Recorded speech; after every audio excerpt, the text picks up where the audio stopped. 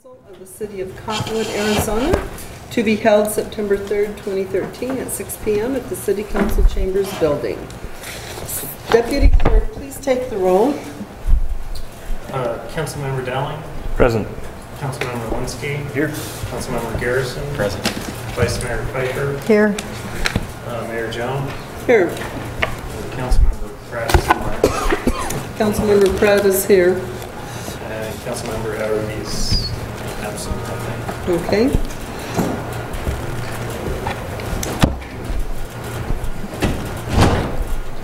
Mr. Elinsky, would you like to lead the Pledge of Allegiance tonight?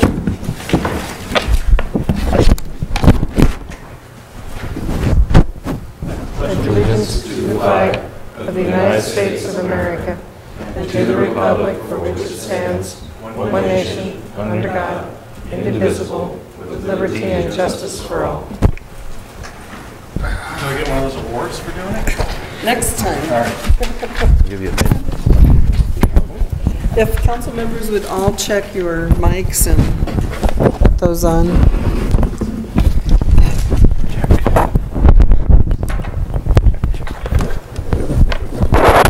Oh, so Christopher, is there a Christopher Diedrich here?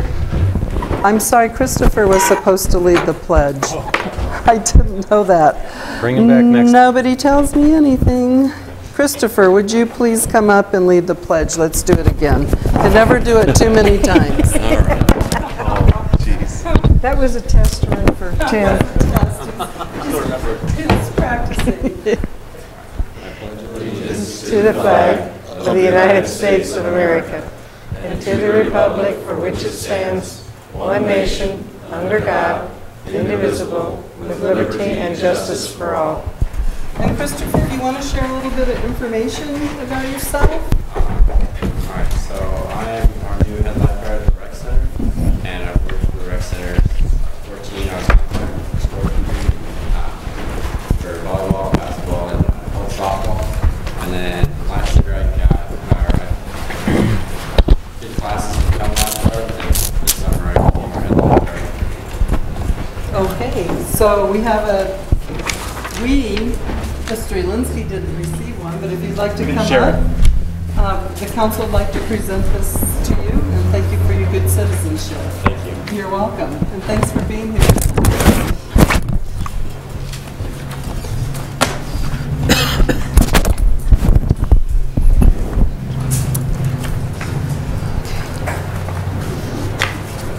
The next item is a brief summary of current events by the mayor, city council, and/or city manager.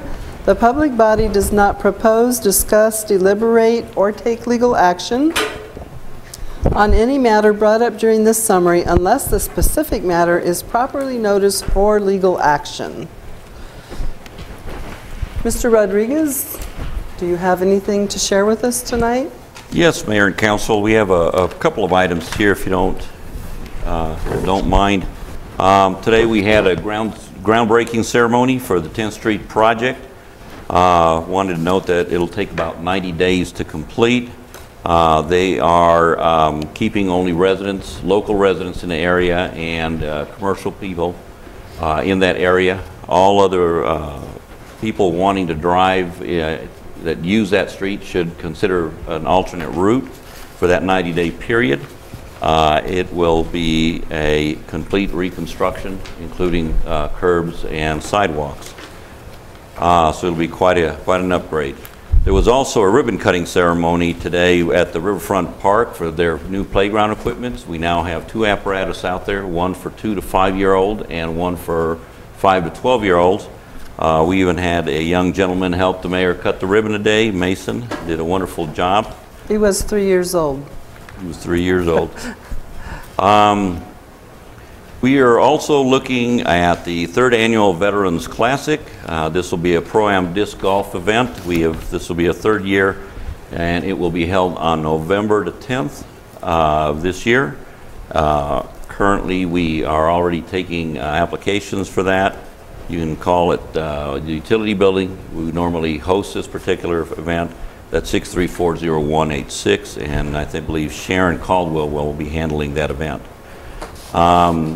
The Cottonwood Fire Department will be hosting an open house to honor our veterans.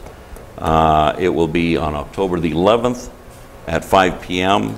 and you can call Cheryl Miskell at 634-2741. Also wanted to remind people that APS is cutting down paradise trees in the Old Town area and will be replacing them with Arizona ash. Currently they're working on Pima Street, so if you see them out there, please kind of go around them. We don't want anyone to get hurt. After 5 months of being out, Administrative Services, which houses IT, HR, Finance, and Purchasing, is back in their building after having been firebombed on April 1st. We want to thank a lot of the, all of the Public Works people and the Fire and Police Department for allowing us to share their building and all the work that they've done trying to get us back into the building just last week. I also want to thank my staff because they worked hard to also get a lot of stuff straightened out, even though we're living out of boxes at the moment. Wanted to remind everyone also that 12th Street has utilities going in ground as we speak. Please be careful if you need to use that street. There's a lot of flags and people and equipment moving constantly, so if you have to go down 12th Street, please be careful so you don't get hit by equipment, and please listen to those people that have those flags out there.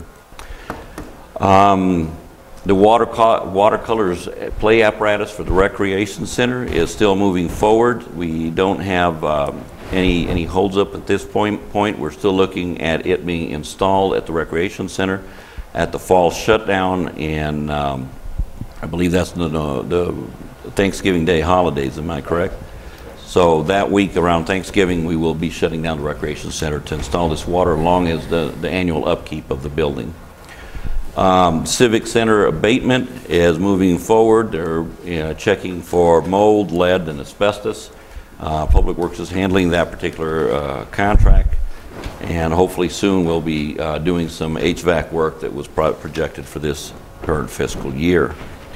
Also wanted to mention that the parking lot in Old Town Jail has completed the stonework, and we'll continue as all the other projects in phases, including the arch at some point in time in the near future. I believe in the next 2 weeks, if I'm not mistaken, the Yavapai reclaimed water line should break ground. Is that correct? Excuse me? Yeah. In the next month, we'll be beginning at the wastewater treatment building and extend those lines out to the Yavapai College for their vineyard. We will be holding an event when we do break the ground, and also an event when we finally finish it up over at the Yavapai College. Mayor and Council, that's all I have for today. Thank you. Thank you very much. We appreciate those updates. Council. Mr. Garrison? The only thing I had some information that came from NACOG that I had placed on all your desks. Basically, all year they've been trying to figure out how sequestration is going to affect all the different funding mechanisms for the different agencies that we deal with, and they're starting to put some hard numbers to that and see the actual results of that. And two areas that are going to get hit really hard is Head Start and Area Agency on Aging, which is senior centers and food services and respite. So Meals on Wheels. Meals on Wheels, which obviously we're having to kick in more and more money all the time to help offset what's coming down from the feds. So this just gonna cause that rally to be a little stronger next year. So just wanted to put this out to everybody so you understood what was happening and where the money was disappearing from and why we're going to be asked for more money to support these programs in the future. But you know, not much we can do about it but other than be prepared, and so I thought I would just pass this on. Thank you. We appreciate that report. The Vice Mayor went to the intergovernmental meeting. Do you have any information about that? They just updated us pretty much on what they've been up to and what they've been doing, and ADOT was there. ADOT was there talking about the roundabouts. I believe they've come up with 7, and they did say that they were going to be much larger than what we have between here and Clarkdale, And on the exit, instead of going around and having to go like that, it would be more of a ramp kind of thing where the big trucks don't have to make that sharp circle turn. There's 2 of them that are undesignated. They're going to put them in because they feel like with the growth out in that area, it's going to be, they may as well do it now. They may not have the money in a couple of years when that growth happens. And instead of having frontage roads, they're going to have roads more toward the back of the developments connecting and then coming out to the roundabouts. So it sounds like, because the topography out there is really pretty rough, and the closer you get to the river, I guess the less big washes to cross. That was the big thing at the intergovernmental The closer meeting. you get to the river? Yeah, when you're going Okay. on through the highway, they're pretty deep. Right, right. There's a lot of deep Yeah. washes out there, So ravines. it must be that it's easier to connect in the back parts of those developments than it is in the front parts by the highway. But it was pretty well received by almost all of the communities. There was one person from Clarkdale that kept complaining because he keeps putting tires on the or left side of his car because of all the roundabouts coming to work. But now's time to take out stock in tire companies, maybe, but local ones. Yeah. But that pretty much was the crux of the whole conversation. Great. Anything else? Okay, well, I just have a little bit to report, a little bit or a lot as usual. The intergovernmental meeting. Also last Monday, we met with members of the community, citizens, and Yavapai County and Cottonwood and the Verde Valley Land Preservation Institute to christen, so to speak, the new Cliff Rose Trail. And it's just a very beautiful, lovely walk out there. And we collaborated with the county. We provided the materials for this millings, I guess you call them. Is that what you call them? Millings. We provided those, and so they made it to where equestrian trailers can turn around out there. There's quite a bit of parking. And they provided the labor and that sort of thing. So it was a really good collaboration. So we're looking forward to more collaborations like that. And then I attended, and several council members attended the League of Cities and Towns Conference the last week of August, and it's actually a very good time of learning about cities and towns issues, how to better serve our citizens and our communities. And Mayor Von Gossig from Clarkdale was able to attend, and I don't know, 4 or 5 of his council members were there. Mayor Adams from Sedona was there, and probably 4 of their council members and staff, their city manager. And Mayor Chuck was there with another 1 or 2 of her council members. And Mayor German was there, and I think most of their council was able to attend. So we had a really good showing from the Verde Valley. And I think, my guess is, I don't remember seeing that many people at one of these conferences. I bet you there were more than 1,000 people there from 91 cities and towns across the state. I attended a meeting for the, I call it the AMRRP. Rudy can tell me, what does that acronym? Arizona Municipal Risk Retention Pool. Retention Pool. Right. And Rudy's been the chair, is it 5 years or 8 years? 5 years. Rudy's been the chair of this for 5 years now, which is really quite a leadership position for Cottonwood. He's done a great job. He was telling me they had some turnover in their staff, and he really wanted to kind of hang in there with it till he was assured that everything was going to be fine with the organization. So we appreciate that. As you know, they are our insurer, and it's really good to know that they have our back, you know, and that if we do get sued, that they've got expertise there to help cities and towns. Because frankly, if you sue the city, you think you're suing people that maybe you don't like sometimes, but the fact is if you sue the city, you're suing the citizens of the community. And that, when you think about that, it's very important to remember that. So I went to their annual meeting and got to learn some great things about there. They talked about the dividends, and they weren't able to give dividends this year. They have for the past several years. They explained all of that, why they did that this year. They also talked about the City of Prescott firefighter loss and how that would impact the entire pool. And I found out that because they had reinsurance, that it wasn't going to impact as much as some of the papers were claiming that it would. So they have our back on that as far as something like that, losing 19 people to a fire and, you know, being insured, and how do you deal with all that? And so that was very interesting. We talked about workers' compensation and medical cost, and then their member retention goals. And I'd just like to acknowledge Rudy and thank him very much for the service that he's given to make that organization really a great organization. Then we talked, as you know, I'm on the resolution committee, and there were quite a few resolutions. There was one that's been being discussed in the local papers, and it was a resolution to develop and pass legislation to make the requirements for annexation more simple and flexible. And this was not submitted by Cottonwood. This was a resolution submitted by Oro Valley, the City of Bullhead City, Town of Marana, City of Yuma, and the Town of Wickenburg. And the purpose of that is just that the annexation process is cumbersome and needs examination, and there's problems in the process, and they want to make it easier for the people that would like city services.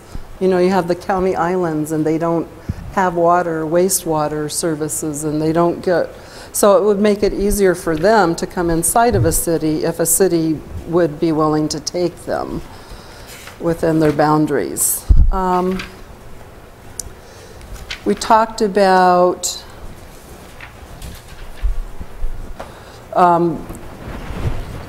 Resolution 3 was talking about the Arizona legislature amending Title 48 to prohibit fire districts from annexing areas inside a municipal planning area without the consent of the municipality unless the municipality does not operate a municipal fire department. And these were submitted by the City of Peoria and the City of Surprise. There was a resolution that requests and encourages the Arizona State Legislature to establish a mechanism enabling local governments to establish renewable energy and conservation financing districts. That was submitted by Flagstaff, Tucson, and Payson. There was one, okay, that some of these were combined, and oh, here was one that amends statute to authorize street light improvement districts for cities and towns. And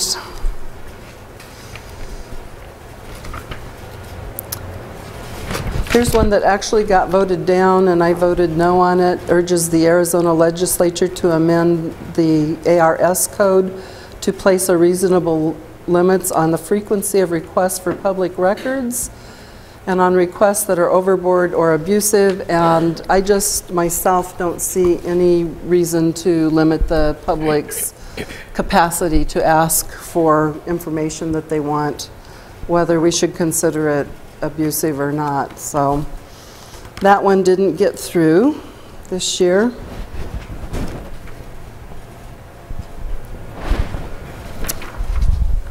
Another one that didn't make it through that is interesting, and it's been on the list for several years, is a pilot program to restrict trucks to the 2 right lanes. And the group of 91 mayors and council members pretty much felt like that was probably not in our jurisdiction to make those decisions. That would be something that ADOT would, I'm sure, need to study to see what kind of safety problems that it would. And then, of course, this is only getting halfway through. I won't go through everything, but just urging the state legislature to stop sweeps of the highway user revenue funds, or the HERF funds, allocated to Arizona cities and towns. And that's, as Councilmember Pratt would say, that's a no-brainer, because they have been sweeping these funds and giving them to DPS for the past several years. And that really hurts us. I mean, it just takes away money for our own local streets. And so we're hoping that they'll be able to restore those funds to us and many others. So that just sort of gives you an idea. Some of the sessions, I attended the Wildfire Management, a Rural Perspective session, and that was very interesting. I think Councilmember Pratt may have attended that one also.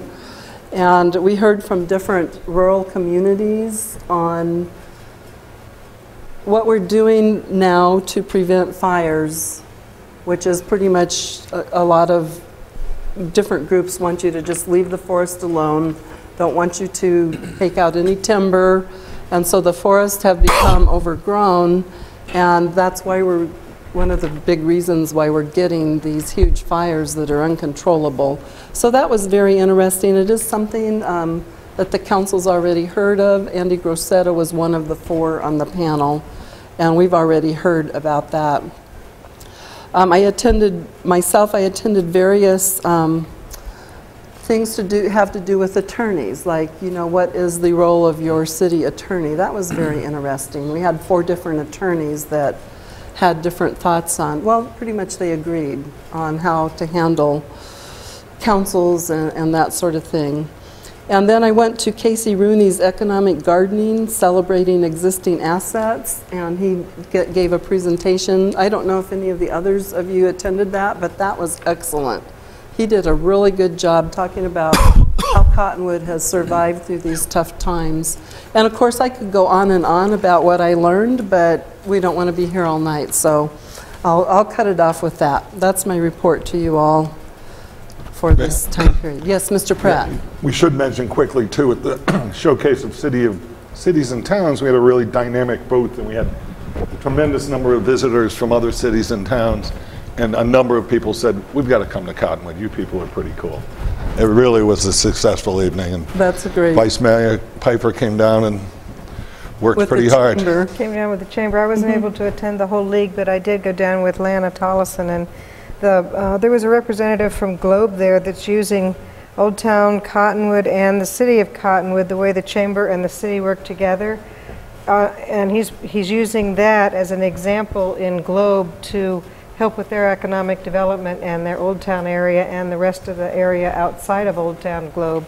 So we're being recognized from all over the state, but to have someone, I don't know if he was the director of their chamber, I don't think so, I think he was the mayor, but we met so many people there, but to have him come up to you and purposely tell you that they think we're doing a good job and they're watching us and they're using us as an example, it makes you feel like you're doing a lot of things right. Doing something right.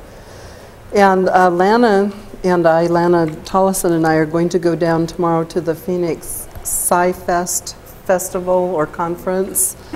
And we're working with different entities in the community to talk about trying to do some kind of Sci-Fest with the schools, the high school, the grade school, the college, the environmental groups, and all of that. So we're supposed to meet at the college on the 9th at 9 a.m. if anybody's interested in doing that. And I think Casey's been attending also. We've just had one meeting, and I hopefully be able to get all the mayors from all the different communities in the Verde Valley to attend. So we're looking forward to that. So lots of things going on. There's never a dull moment. And moving on to the next item, proclamations. Is Lori, I think Lori Thompson is here with us tonight from the Verde Independent to accept the proclamation. And this is Verde River Days, which is September 28th. And it's a proclamation talking about our very beautiful special Verde River. Whereas the Verde River is a riparian resource that winds its way through the heart of Cottonwood and the Verde Valley, and whereas the citizens of Cottonwood cherish our natural environment, and whereas Cottonwood's most precious natural resource, the Verde River Corridor, reflects our community, who we are, and why we live here. And whereas the Verde River Corridor is a welcome and essential bed and breakfast for neotropical birds on the arduous migration path between northern and southern Americas. And whereas more than 340 bird species have been recorded flying, trilling, and resting along the green riparian pathway, and some of the highest breeding bird densities of any North American habitat exist in the Verde River riparian area. And whereas the Verde River is a unique and important environmental and economic resource, it contains a significant amount of the riparian habitat left in Arizona, where 85% of all wildlife in the area looks for sustenance and is critical to the survival of numerous native aquatic and terrestrial species.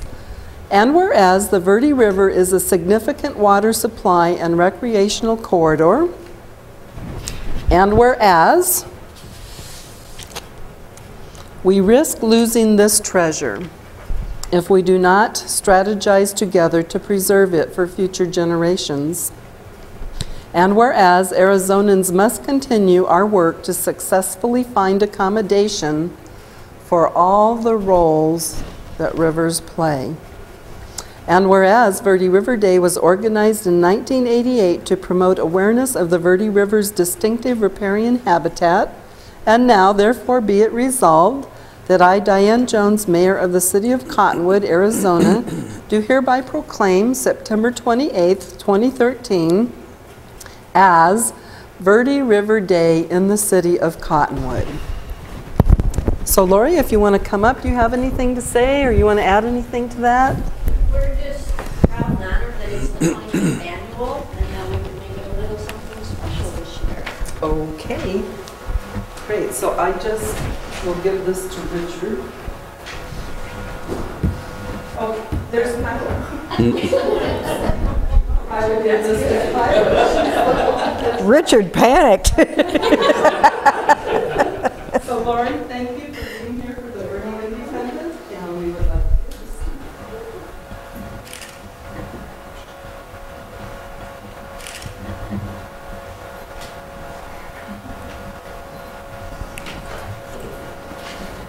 Thank you.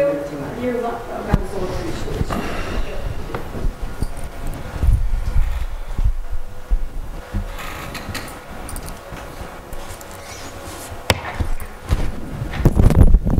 Okay. Call to the public. Mayor and Council, I believe you skipped an item, the introduction of a new employee. Well, we Call to kinda the did it out public of- is first. Yeah, that's down lower. Do you have a different I agenda? have a different agenda. Yeah, I do too. The same one, Rudy. Okay, yeah, you know, we got a packet this morning, but I'm using the one from Friday because I didn't find it until 5. Oh, I see. Hope we already did it. So we'll go ahead and do call to the public, but we won't forget our new employee either, Christopher. Okay, call to the public. This portion of the agenda is set aside for the public to address the council regarding an item that is not listed on the agenda for discussion. However, the council may not engage in discussion regarding any item that is not officially listed on the agenda for discussion and/or action per ARS 43102H. Comments are limited to a 5-minute time period. Is there anyone who would like to speak in the call to the public item tonight? If not, we'll close the floor to the public. And next is introduction of new employees, Christopher Diedrich, head lifeguard. One that's on the agenda. Madam Mayor, Council, it's with our pleasure to introduce Christopher Diedrich. He's a new member of the Parks Recreation Department as a head lifeguard. He's been with the organization since he was 14. He's grown up with us. We consider him one of our own. We have a small but mighty department, and we're happy to add him to it. Christopher?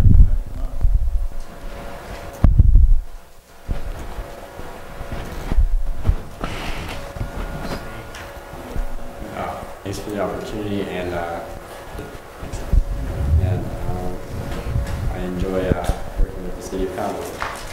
Great. So you've been with us since you were 14? You've been... I was contracted for 2 years, and then once the recreation center opened up, I was working there. Okay. Well, I'm sure you'll do a great job since you have so much experience. Thank you. And we wish you the very best and congratulations. Thanks again. All right, and we got your picture, so thank you. Thanks, Madam Mayor, Council. Thank you. Okay, the next item is approval of the minutes, regular meetings of August 6th, 20th, and 2013, and I'd like to table this item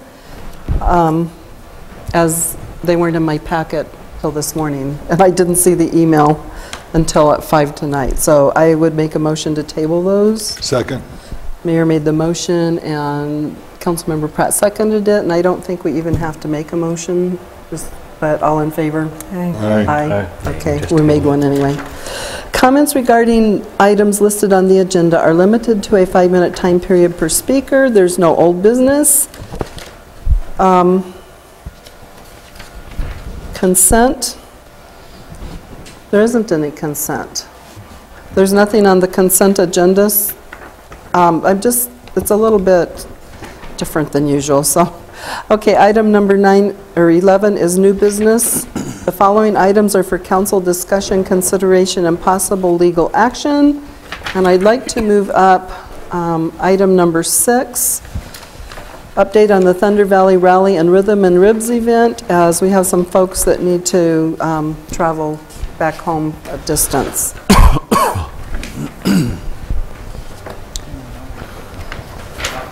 Madam Mayor, Council, first of all, thanks for moving us up.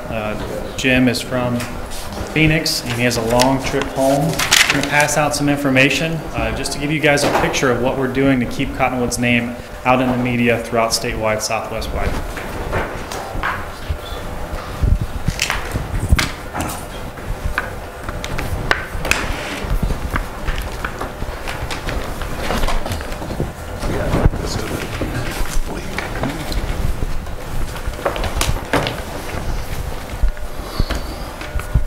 What we're passing around tonight is just a couple of magazines. As you guys already know, my magazine, the Biker Information Guide, is throughout the city.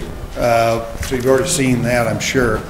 There's only 3 magazines that are really used. You're looking at the other 2. We scored the back inside cover, which is major. And then this other magazine, we are way up the front. We're on page like 25 or so, and that's really exceptional for being a one-time type advertiser. Both of those magazines combined are over 250,000 impressions in 7 states. So we're being pretty well represented there. These are pretty snazzy. Good graphics and vibrant. My magazine, my art department did that. I think they did a pretty good representing job of the city. Yeah, and many people were saying Leon Russell for free? Yeah. Yeah, we scored pretty good on that. Aside from that are the 4x6 cards that everybody's probably also seen around town. There's 15,000 of those floating around California, 15,000 floating around Arizona. We'll have 20,000 guide to rides running around. We've got 3 different websites that have it on that are also very huge. My magazine has a website. There's another one called CycleRides.com and AZ Rider. Combined, those 3 get over 300,000 hits per month. So we're on the cover. We're on newsletters throughout CycleRides.com and through Arizona Biker Information Guide. So those media blasts will start hitting very quickly. The radio packages will start in inside of 1 week.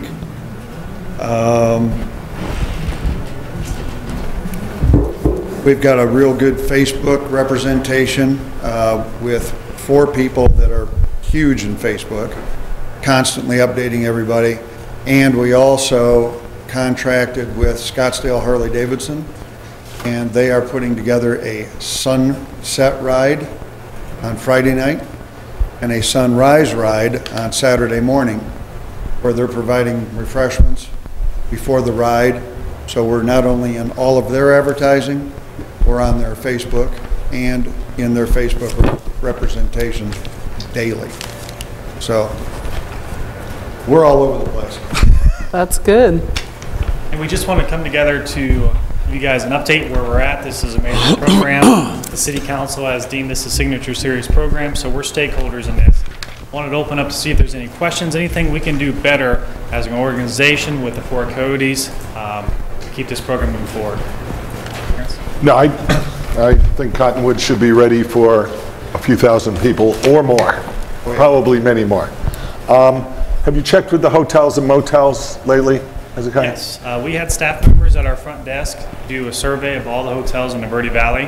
What we've seen is that they're filling up quickly, and as we move towards this 3 weeks left, I think they're going to fill up. I believe the Chamber has people calling asking where they can get a hotel room from. Right.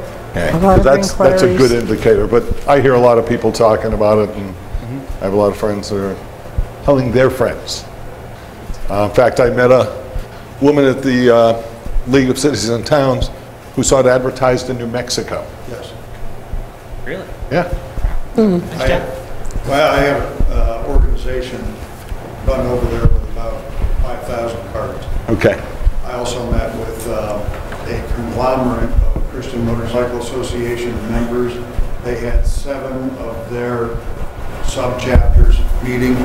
I was a guest speaker, and it wasn't about Thunder Valley Rally, but they made it about Thunder Valley Rally. And they're excited. So.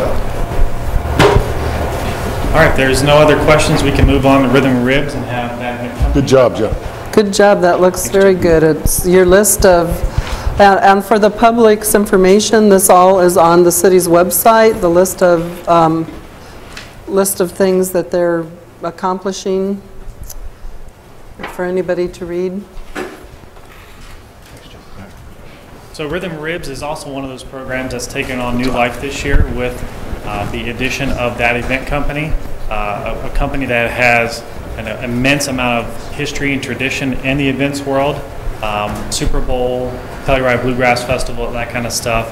Gigi and Ron, you guys want to let them know where you're at, and I'll play the stuff that we've done so far. Where are we at? Oh gosh. Oh, thank you. We've gone through a lot of this. As a matter of fact, we just sent out another 300 emails to local barbecues in Arizona, the competition teams. As you know, we're with KCBS now. It's a sanctioned national event. It's a state championship that's moving forward. So we were able to latch on to those barbecue teams here in Arizona, and they've all received the information. So that's been increased. We've sent out, we have sent out a lot of emails and press releases about our entertainment coming through, and Ron's the one who's been handling our entertainment side of it. I do the marketing and the press releases with Hezekiah. We are, I don't know if you read Eccentric Sedona, that newspaper. It's right now on all stands. It goes out to over 10,000 people in Arizona. And we have the whole back cover of that page right now, which is really nice because we're getting some hits on that and some calls coming through for it. We are advertising on the Grand Canyon State Barbecue site. We're also advertising on the KCBS extra site, extra advertising that we need. We did a Vines and Wines ad. We have a couple more ads coming out in The Noise. And what's the one that we have? I just talked to them again. Yeah. So we're still working on our sponsorships, and then I'll let, we're up in here. Well, I think since we've talked, or since we were here last, we've signed Keith Anderson and Aaron Pasley. Pasley's an upcoming writer. He's releasing his new album. And then Keith Anderson's written for Garth Brooks, George Jones. He's just a fantastic entertainer. Vines and Wines ad. We'll will be in that. We've got a lot of articles written in and around the web from the press releases we've already sent. So those have already started hitting all the different calendars that are published or online magazines that we support. So I think we'll be in the AAA magazine, High Roads, I believe. Sorry, there's so much. High Roads, which is, you get in the car, you get your magazine, hey, what am I going to do this weekend? What am I going to plan for the next month? That should be pretty big. We've got a lot going on. I mean, there's just, we had less than 100 days to throw this together. Yavapai Broadcasting. Yavapai Broadcasting, we just sat down and did the interview. I think that went pretty good. That should start running. Yeah. Could start running pretty soon on your cable network and others. Did you just run? Yes. The newest video? Yes. Yep. For council's information, what I was playing was the Cable One advertising that's going to be played for Rhythm and Ribs on the Food Network, Travel Channel, channels that kind of associate with the program and what we're doing. The same thing goes for Thunder Valley Rally, Discovery Channel, Spike. And what's unique about Cable One is you can go in there and say, okay, there's a motorcycle program coming on Discovery Channel at this time. Well, you can put your ads right next to that TV show, so those individuals that obviously are into that will catch that commercial if they're not at the kitchen or something. Mr. Pratt? Yeah, I just wanted to say, Hezekiah gave me posters to bring down, and we put them on the city's booth at League of Cities and Towns, and a lot of people were really impressed with the talent that's coming. And then somebody else said they really liked the bee on your shirt. That's pretty good. Barbecue. I know the Red Sox. I just wanted to mention also that this is a special fundraiser. Do you want to talk about that a little bit? Sure. Yeah, we are doing the fundraiser for Marine Sergeant Maynard, who was injured and disabled in Afghanistan. And the really cool thing about that is, but we do have errands that Aaron's is coming on board to help us with the event as well. They're doing all the furniture and stuff like that. So, but Aaron's is, we're going to announce a big surprise what Aaron's actually doing for Sergeant Maynard, and we're really excited about that. Until we get it all in writing, I can't release that information. But well, I'm very excited that it is a fundraiser for Sergeant Maynard. Yeah, and we are also getting guitars signed. We'll do live auctions at the event with these guitars signed. Jimmy Van Zant has stepped forward and said he'll sign it. Jim, who you just met with Thunder Valley Rally, he is going to try and get Jackal and Leon to sign one as well. They're kind of a little bit more difficult to get, but I think if we do it right, we can squeeze a guitar in there with a little signature on it. Was Pasley one, or was it Anderson? Well, Van Zant's going to sign and Anderson, and we're trying to get a hold of Pasley to do that. Right. Might be a mail guitar, I don't get that kind of stuff. But day of it. Mm-hmm. And the Coyotes have also donated a complete signed full team autographed stick that will be doing an online auction as well to help raise money for him.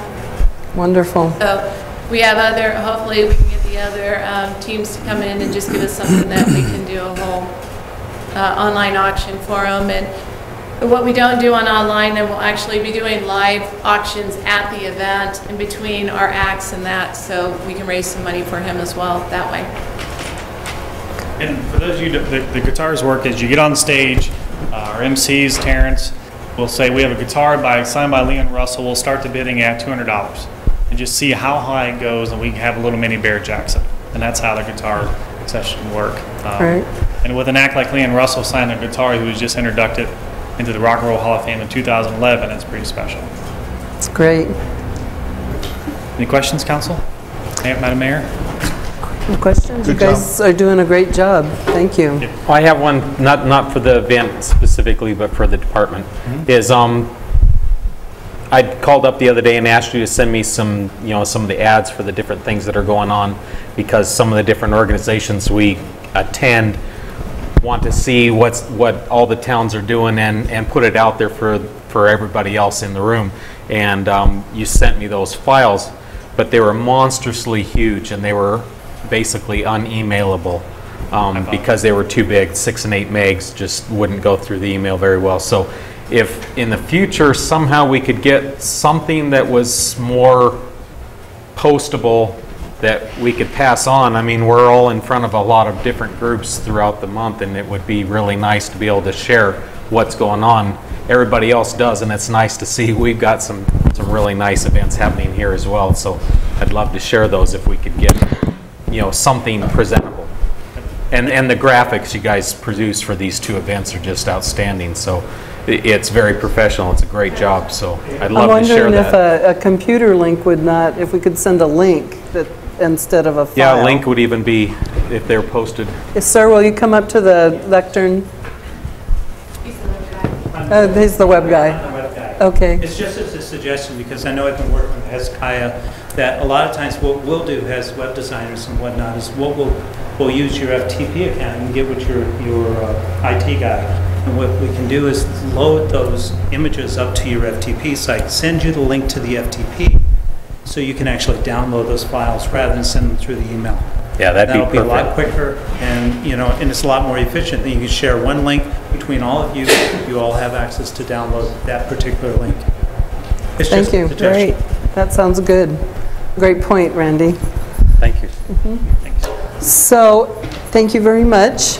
Exciting times in Cottonwood. Is there anyone from the public who would like to comment on any of this information? Okay, if not, we'd just like to say thank you for being here tonight and can't wait for the events. Okay, I've had a request also to move up item number 7, as we also have some out-of-town folks here tonight. And so ordinance number 600 relating to the permissible height of wireless communication facilities and amending section 404H8B of the city's zoning ordinance, first reading. Mr. Horton. Madam Mayor, council members, thank you first for moving this item up. I wasn't sure if we were going to have folks from out of town, so I didn't ask that this be placed in a particular place on the agenda. I think primarily I've been working with planning and zoning around this matter. I don't know how much or how little council knows up to this point other than the communication form. But in brief, our current zoning ordinance is pretty rigid in terms of the maximum allowable height of cell towers, wireless communication facilities. It's 60 feet, no exceptions. And we've run into a circumstance, and we're in the process, Barron's in the process of researching and drafting a pretty comprehensive rewrite of that section of the zoning ordinance.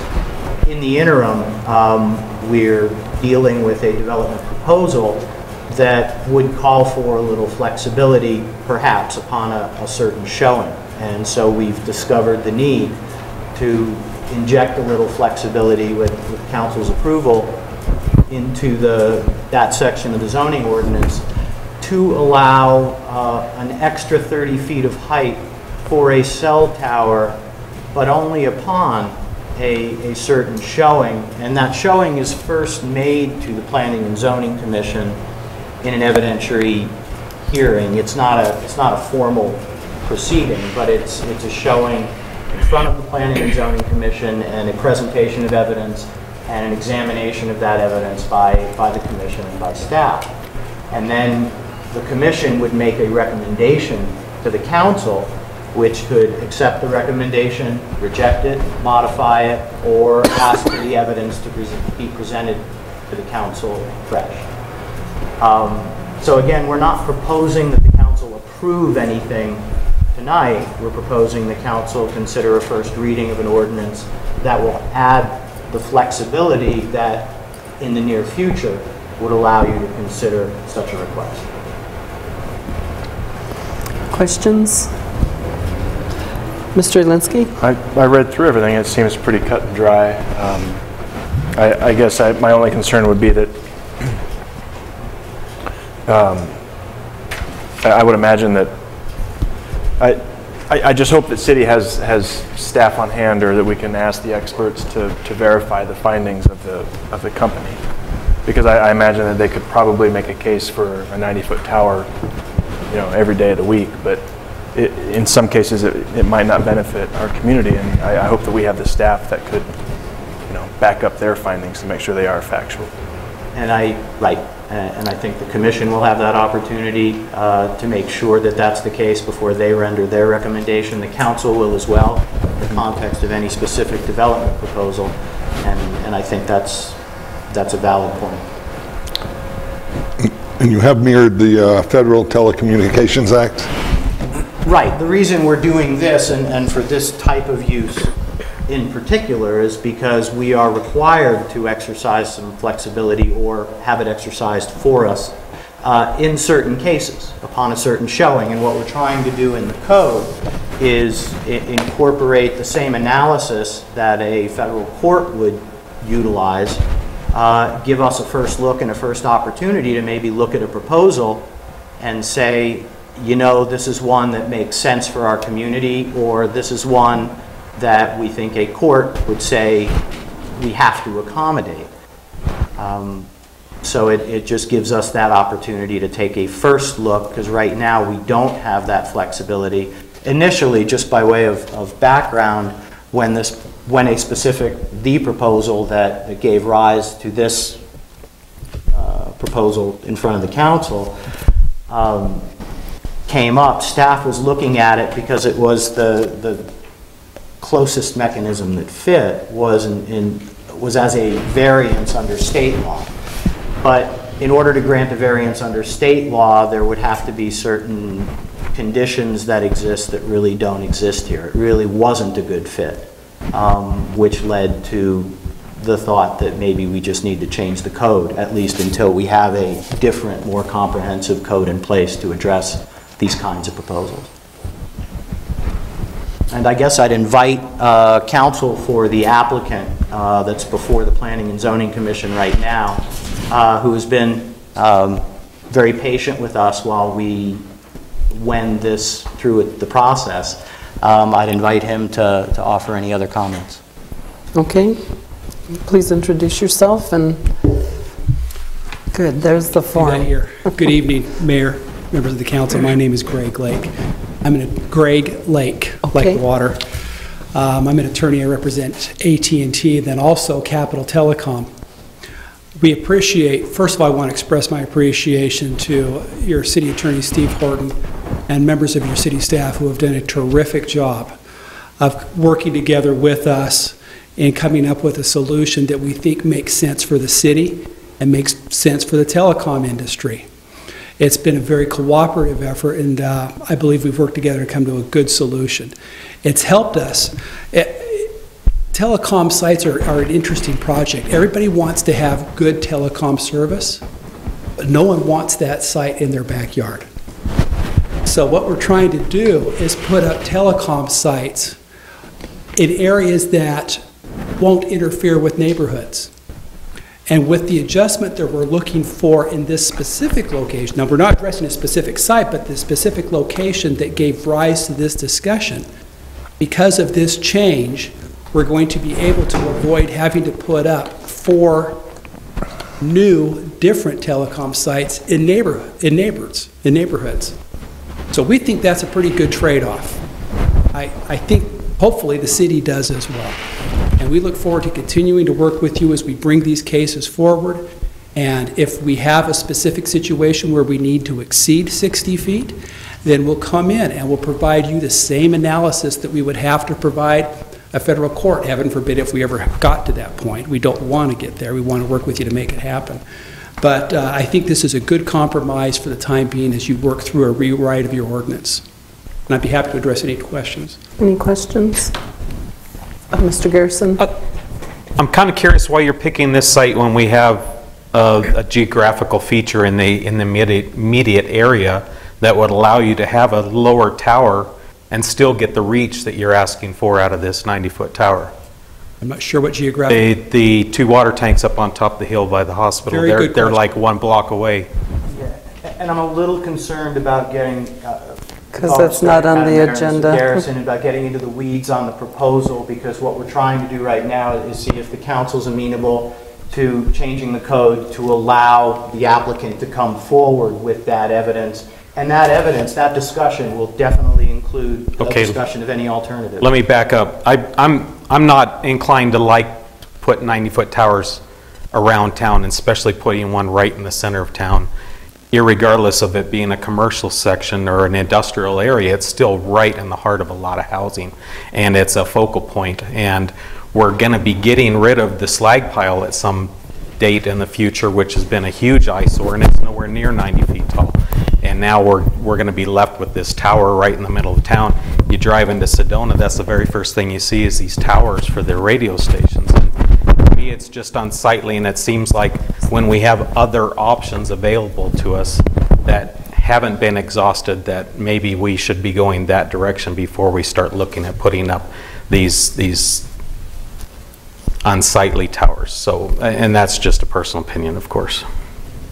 And those, as I understand, those issues will be discussed first at the planning and zoning level and then being elevated to council later. Yes, Madam Mayor and Councilmember, those discussions have been had and will be had again in the context of this and any future proposal with first with staff, then with planning and zoning, and then with this council. No exception to the 60-foot height limitation will be granted until it comes before the council. But what we're being asked to is open the door, and that's, I guess, what I'm uncomfortable with. And that is true. You're being asked to open the door. May I add? Yes, please address. Mayor, Mr. Garrison, there's two prongs that we have to meet under this new ordinance. They're the same prongs that the federal district court or case law would require us to meet. The first is we have to show a significant gap in our coverage. Second prong is that we have to show that this is the least intrusive way to fill that gap. And that's when we come forward to you and the rest of the council and say, this is why we believe this is the least intrusive means to fill the gap. And that will give P&Z an opportunity to evaluate that information and make a recommendation to you.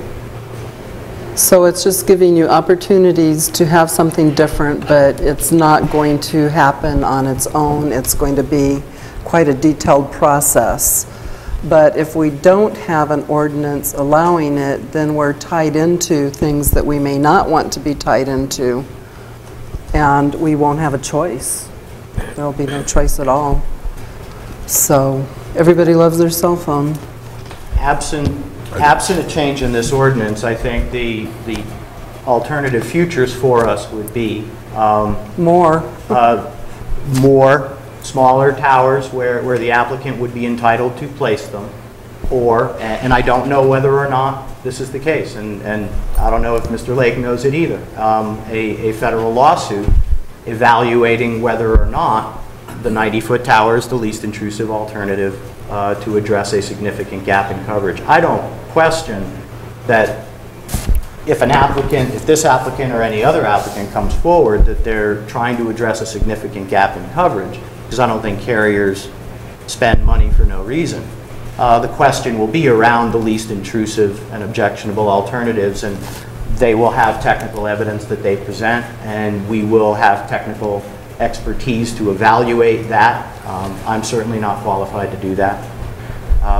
And then there'll be a decision to be made by this body, and then maybe. But this allows us the opportunity to avoid the situation where we're in litigation where we would have, if we had the option, chosen not to. So even if we decided not to pass this ordinance, we still could have 90-foot towers through litigation.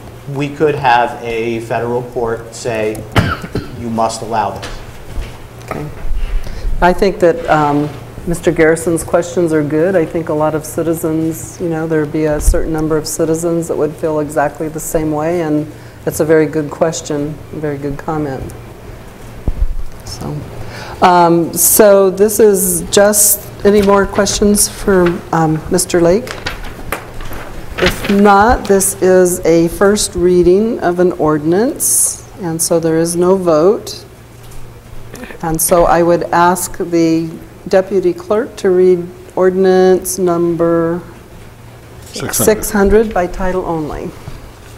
Ordinance number 600, an ordinance of the mayor and city council of the city of Cottonwood, Yavapai County, Arizona, relating to the permissible height of wireless communications facilities and amending section 404.H.8E of the city's zoning ordinance. Madam Mayor. Thank you very much. And this is the first reading, and the public will have an opportunity to comment at the second reading, and we would invite them to attend the meeting and do so if they are concerned. And I'd just like to thank Mr. Lake and the other gentleman for attending, and have a safe trip home. You're welcome.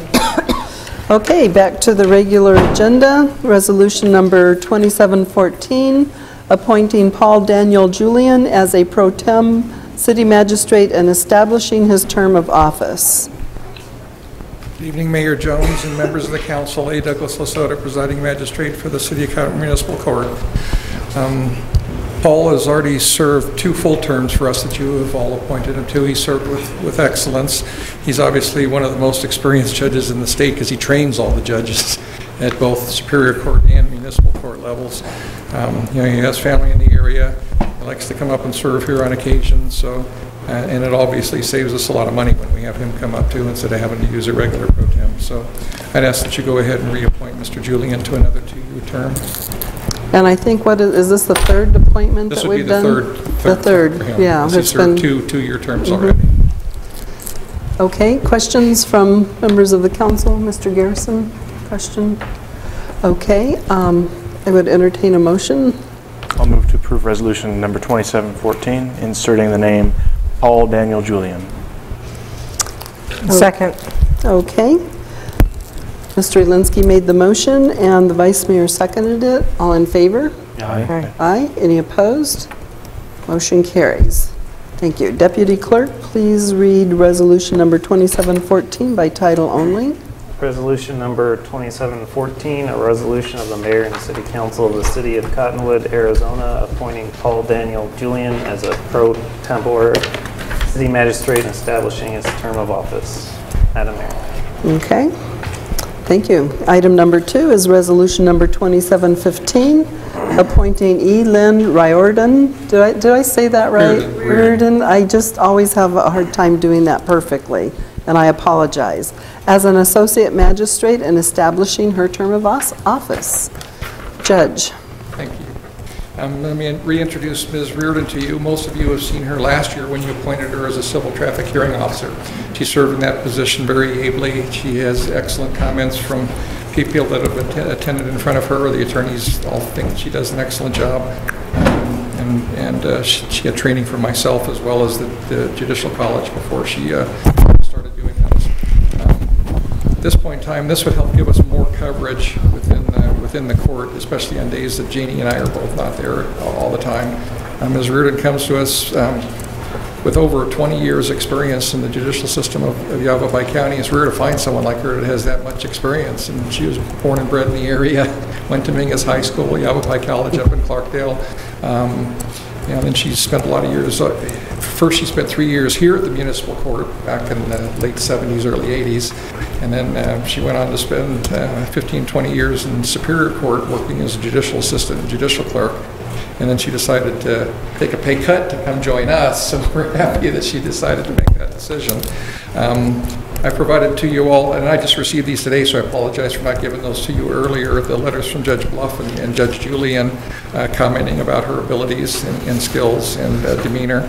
And also, Judge Julian had also indicated that Judge Mackey, the presiding judge for Yavapai County, and Justice Brutenell, who's now in the Arizona Supreme Court, who both worked with her over a period of years, both said a lot of excellent things about her, and that they also encouraged the council to appoint her as well. So I'd ask that you appoint her to a 2-year term as requested. Thank you. Okay, Ms. Riordan, do you have any comments or questions?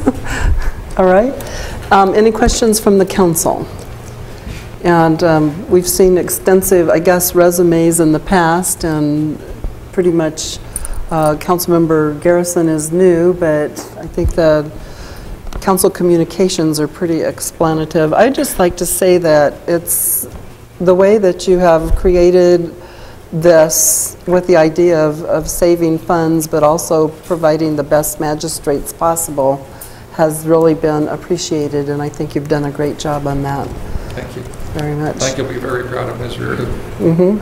And it also makes, I mean, the bottom line is it makes things easier for our citizens and those who would be coming to the court, that someone is always there for their needs, and that's important too, the service to the public.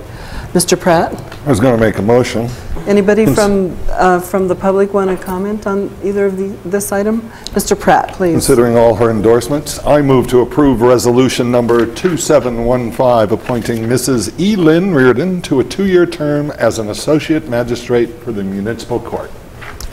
I would, okay, so Mr. Pratt made the motion, the vice mayor seconded it. All in favor? Aye. Aye. Any opposed? Motion carries. Thank you, Mayor. Thank you very much. Thank you. Good job. Deputy Clerk, please read resolution number 2715 by title only. Resolution number 2715, a resolution of the mayor and city council of the city of Cottonwood, Arizona, appointing Elin Reardon as an associate city magistrate and establishing her term of office. Madam Mayor. Thank you. Okay, item number 3. Thank you, Judge.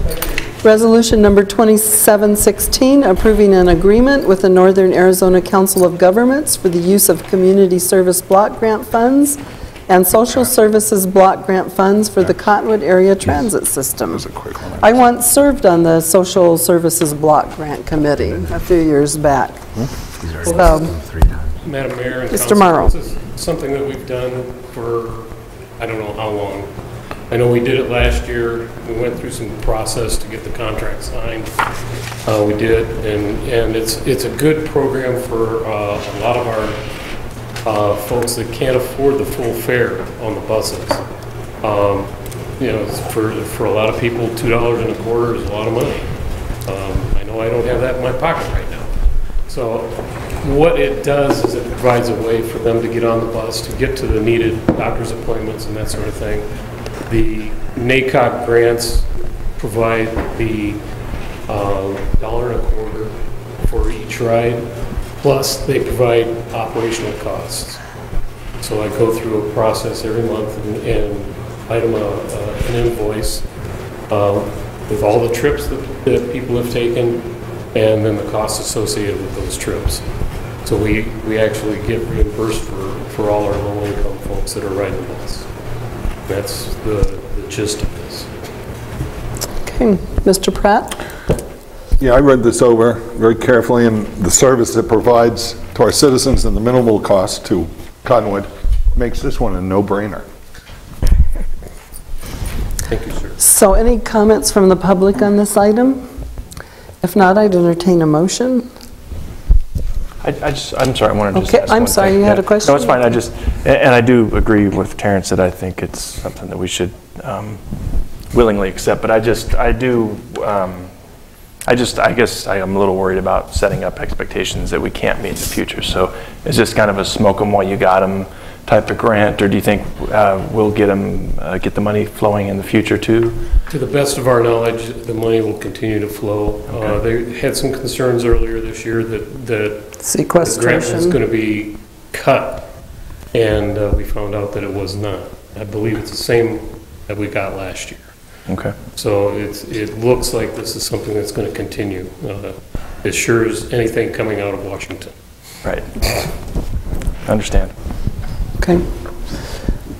And Mr. Pratt, I'll make a motion. please? I move to approve resolution number 2716, authorizing the city to enter into an intergovernmental agreement with the Northern Arizona Council of Governments for Community Services Block Grant and Social Services Block Grant funding for fiscal year 2014.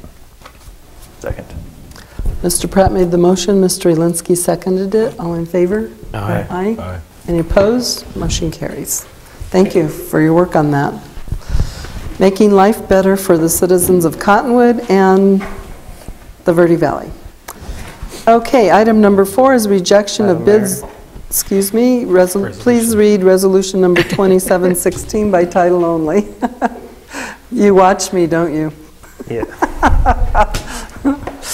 Resolution number 2716, a resolution of the mayor and city council of the city of Cottonwood, Yavapai County, Arizona, approving an agreement with the Northern Arizona Council of Governments for the use of community service block grant funds and social services block grant funds for the Cottonwood area transit. Madam Mayor. Thank you.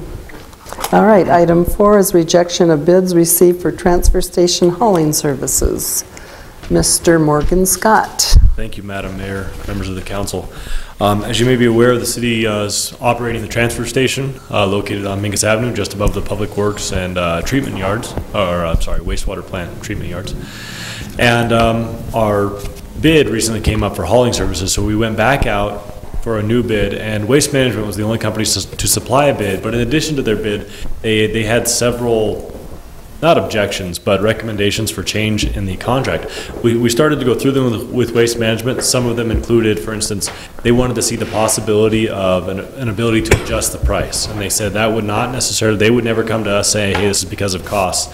It would only be because, say, a state agency came up with a new fee, and they'd have to document that. However, after staff looked at several of those things, and we tried working with them, we decided probably the best way to handle this situation would be, let's go ahead and reject the bids, rewrite the contract, handle all these things. The biggest concern we want to have, we think that there may be a process for doing that someone could raise their bids, but we want to see a policy. For instance, maybe they write it, the city has a chance to respond, not just, oh, by the way, the price changed. So what we'd like to recommend council consider is rejecting these bids, staff take the contract back, review it with Waste Management's comments, and then go back out to bid. And again, Waste Management was the only bidder. Waste Management has a representative here tonight, so we may want to bring him up. And I know one of Waste Management's concerns with rejecting the bids is now everyone knows their prices right now, and so if we go back out, however, staff feels like that would be the only way is, let's look at this contract, work out all the details so everyone has the right to bid equally. So that's what staff's recommendation is. I don't know if you have any questions for Mr. Black, but... Mr. Black, any questions for Mr. Black? Or Mr. Black, do you want to make any comments? You're certainly welcome to speak.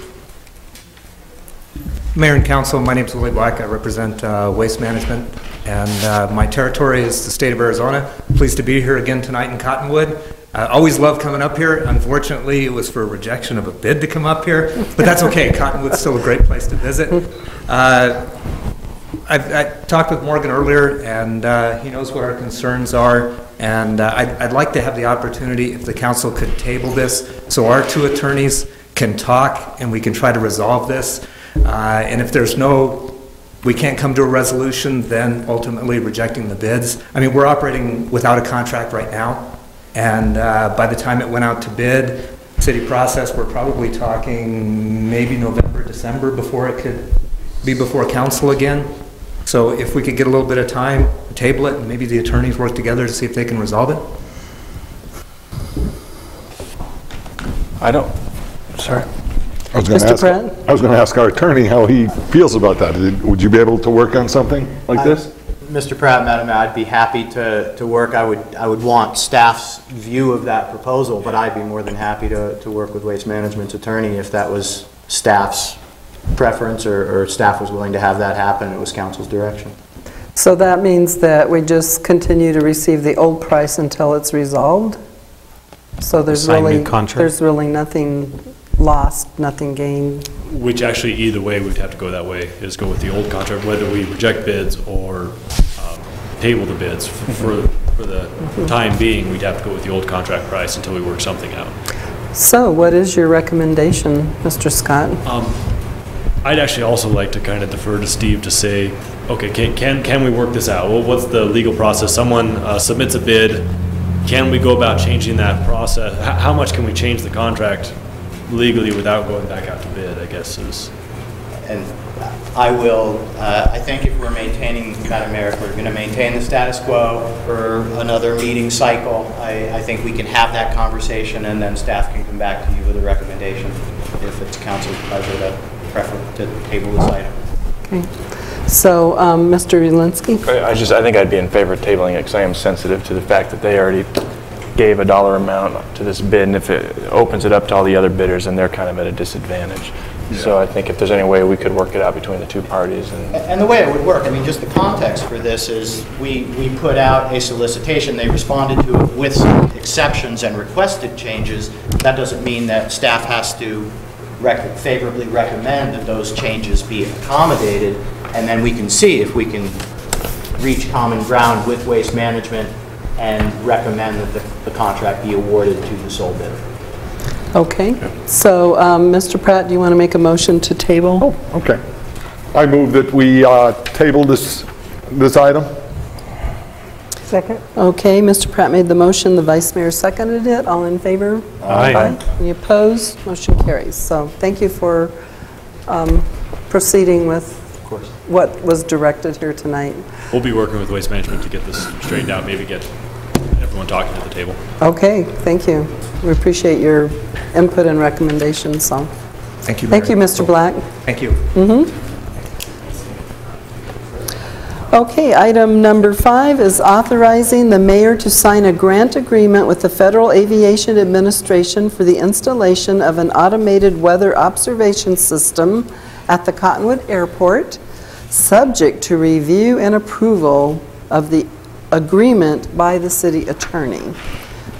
Mr. Scott? Madam Mayor, members of the council, some good news. As you may know and may be aware, when the Airport Commission was originally put together, one of their goals was to get an AWOS. An AWOS is an automated weather observation system. Basically, it sits at the airport and it takes real-time data as far as wind speed, visibility, altimeter.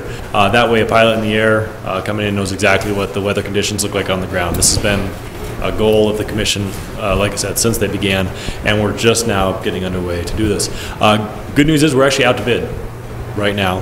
The way the FAA policies work, the FAA does not officially award a grant until they have hard bid prices. They prefer to have hard bid prices before they'll say, so they're not going to say, okay, we'll give you $200,000 and you're only going to go spend 150 of it. So because we're getting close to the end of the federal fiscal year, they've asked us to kind of put a hurry on this, and that's why I'm asking the council to basically give the mayor the right to execute the grant when it comes in, obviously per the city attorney's advice. But that way, for instance, bids are due this Friday. We'll be able to review bids with the FAA, the ADOT, our engineering consultant, and hopefully the city attorney, and turn that over to the mayor next week to sign. Just so you know, the grant should be about $175,000. The contract price, we're hoping, comes in somewhere between $150,000 and $175,000. We've requested $175,000 just in case. Just to cover your bases. Yes. Okay, I know that this has been talked about for several years, as you said, by the Airport Commission and all the pilots at the airport, so it must be a very exciting time to be able to start this process. It is. I had a short meeting with the Airport Commission chairperson, Mr. Jim Money, today, and he's very excited because within the next 3 to 4 months, we should not only be installing the AWOS, we should be overlaying the runway, and we should be getting our GPS instrument approach, which should be a major upgrade to our airport. Wonderful. All 3 of those projects. It's like very exciting. Mr. Pratt? Yeah, it suggests here in the packet that it will help business in the city, so it'll help our economy. And it is a grant, so it's not going to cost the city anything? No, that's not quite correct. We The usually city have to does pay pay, a I think it's small. close to 5%. Oh, general fund, okay. Yeah. I missed that, my fault. General fund, and some of that comes from the funds that the airport raises, which Rudy might tell me the airport. Yeah, the city supplements the airport. So it's not a huge amount, it's 8.9%, yes. Yeah, and I think it's actually 4.47% because the state, the ADOT actually comes in with another 4-point-something%, and ADOT comes in with the remaining 91%. So yes, the city does contribute a small portion of that. No matter how you slice it, it's a good deal. Yeah. Yes, that's true. And as far as it potentially increasing businesses, there are several corporations that their insurance companies and corporate policy will not allow aircraft to fly into an airport that does not have an AWOS and does not have a GPS approach, even though you can fly, and we have a beautiful area, you know, the weather's great, 360 days a year. Just corporate policy and insurance policies tend to restrict that. So that'll just be, you know, when you have businesses looking at the Cottonwood area, one more reason for them to look here. Fantastic. This is huge for safety too. I mean, we used to have an FBO on site, and you'd sit in that office and that was 90% of his traffic was where's the wind coming out of, what's the wind speed, and now it'll be completely automated, this 24/7 instead of when he's there, and just huge safety upgrade for the airport. This is going to be great. Absolutely. Just another side benefit too. Some of you may be aware, Sedona's AWAS. You can call anytime, or you can get on Sedona's website and you get the real-time weather in Sedona. We'll not have that opportunity here in Cottonwood. So anytime, anywhere, you will know the real weather conditions here in Cottonwood. Awesome. So that will help everybody. Yes. Cool. Great. Any comments from the public on this item? I would entertain a motion. Vice Mayor? I move to authorize the mayor to execute a grant agreement with the Federal Aviation Administration for construction of an automated weather observation system at the Cottonwood Airport, subject to review and approval of the grant agreement by the city attorney. Second. Okay, the Vice Mayor made the motion. Mr. Elinsky seconded it. All in favor? Aye. Any opposed? Motion carries. Did everybody get their second copy of the claims this morning on email? Yeah. Okay. And did that get posted, that piece? Not completely. And would you get it posted then? Thanks. Okay, so any comments from the public? If not, I'd entertain a motion on the claims. I move we pay the claims. Second. Okay, Mr. Elinsky made the motion, Mr. Pratt seconded it. All in favor? Aye. Any opposed? Motion carries. I move to adjourn. Second. The mayor made the motion, the vice mayor seconded it. All in favor? Aye. Any opposed? We're adjourned.